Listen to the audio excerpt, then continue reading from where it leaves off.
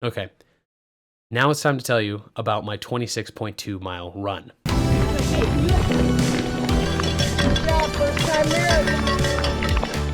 So last week, I traveled with my entire family to Toledo, Ohio. That is where they have the Glass City Marathon. But I was pretty nervous. I felt the most unhealthy I've ever felt in my life. I felt super cramped up. I had sort of given up my training towards the end, so it was really a shot in the dark as to how I was going to perform during this race. The only goal that I had at this point was to finish under 5 hours. What's up, guys? Day of the race. Day of the race. It's what time? What like time? It's 5 a.m. What time? 6:22. 6:22. We're going for a sub 5. Sub 5. Sub 5 Sub 5 race. Race. I got the 4:55 pacer over there. It's a little chilly. We're clearly in the most popular zone. Most popular bracket. It seems like most people that run marathons are in this area. Yep, this is their spot. There's big gaps, and then the elites are in the front. Yeah. Way up there. Expecting a good, clean fight today. Clean race. I'm probably gonna pee my pants about 5 or 6 miles in because I've already got to pee. And there's really no collateral damage. Yeah, exactly. Possible. Right when I'm sweaty enough so no one suspects anything. And then I suspect the last 6 miles. If you did it right now, everybody back there would be stepping. Should be crushing it. Let's hear from the back. What do we got? Any shout outs? What are you guys doing up here? The beginning of the race, I felt great. There was a ton of people, huge crowd, great energy. We were all running through the streets of Toledo.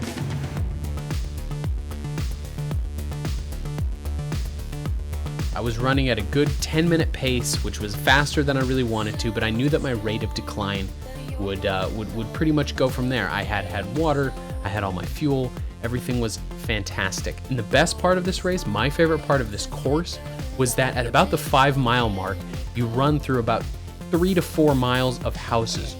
Ooh, boy, the houses.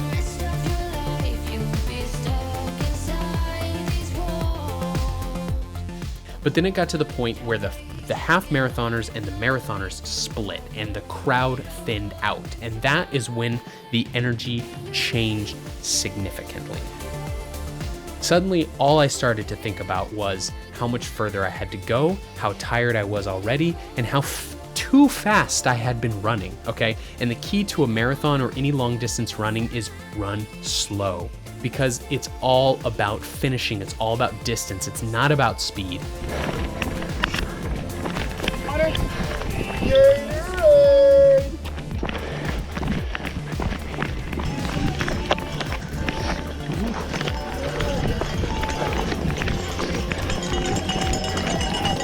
The 10 mile mark had hit. This has always throughout my training been my wall. Every time I hit about 10 miles, I start to feel the fatigue set in. And it's almost like you hit these walls where you get this new level of exhaustion, and your mind immediately goes through, I can't do this, this is too much, I'm exhausted.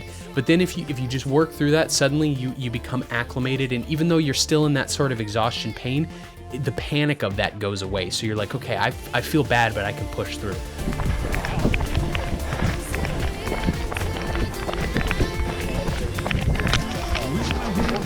And I felt it for about 3 miles until I hit the 13-minute mark, which is when my brother, who had been behind me, had caught up. He was running with a pacer, who is, if you don't know, a pacer in a race is someone who runs at the pace that you're expecting. So this person was running a 4:35, so 4 hours and 35 minutes, meaning they're running the pace that you would want to be running if you wanted to finish exactly at 4 hours and 35 minutes. So here comes the 4:35 pacer. My brother's right there with him, and I was like, okay, I can do this, because I had already been slowing down. And so I just set with that pacer. Because my rate of decline, every mile I was running a little bit slower. So I thought, okay, I'm hitting these walls, I'm getting more exhausted, I was running too fast, but my rate of decline is consistent, and I should be okay.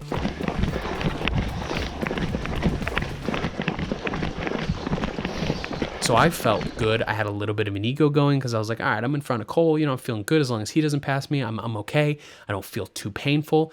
And till about 17 miles, we hit this long straightaway, and all I see is a downhill and then an uphill. Now it's slight, but it's long, this long uphill. And as soon as I hit that precipice of the bottom and started going up that hill, I watched the pacer that I had been keeping up with my 4:35.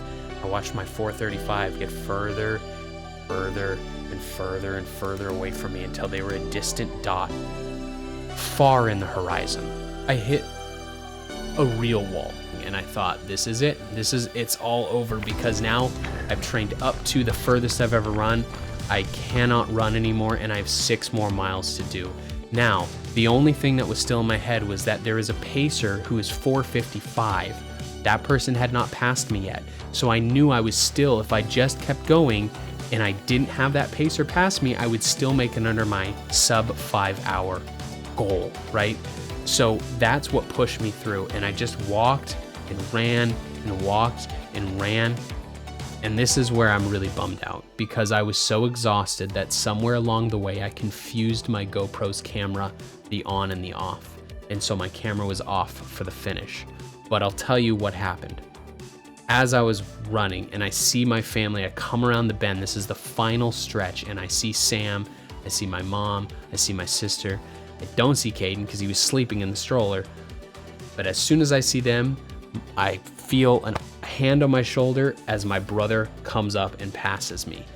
It wasn't too much, but that feeling him pass me gave me all the energy in the world. And once again, I got that weird wind where I went from I am gonna walk the rest of this feeling to I'm gonna bump it up to a 10:30 pace, and I did.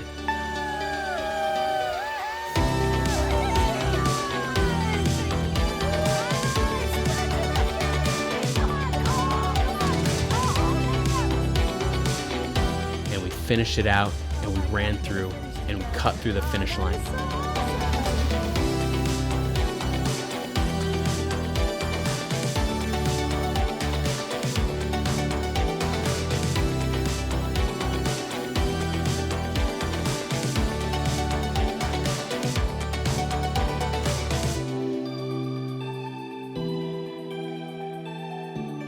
And it felt really good in here, but in my body, I wanted to die. I had no lubricant in my knees for them to bend.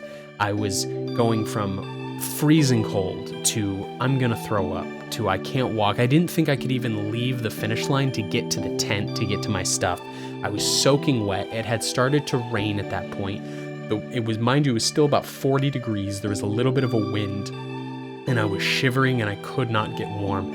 I went and sat in the bathroom, which was a trailer that had a heater in it. I got completely naked and I just sat in there and shivered, just trying to calm myself down. I even kept saying, I feel like I'm gonna cry, because I felt like I was coming down from a shock almost, you know? My body was in shock and I was coming out of it.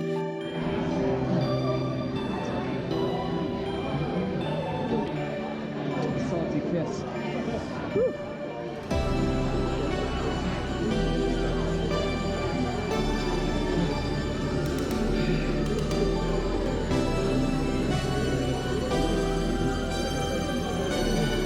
How do I feel about all of this? I mean, it was a very humbling experience, because not even just the race, but the training. I learned that I'm not an endurance athlete. I don't like that kind of thing.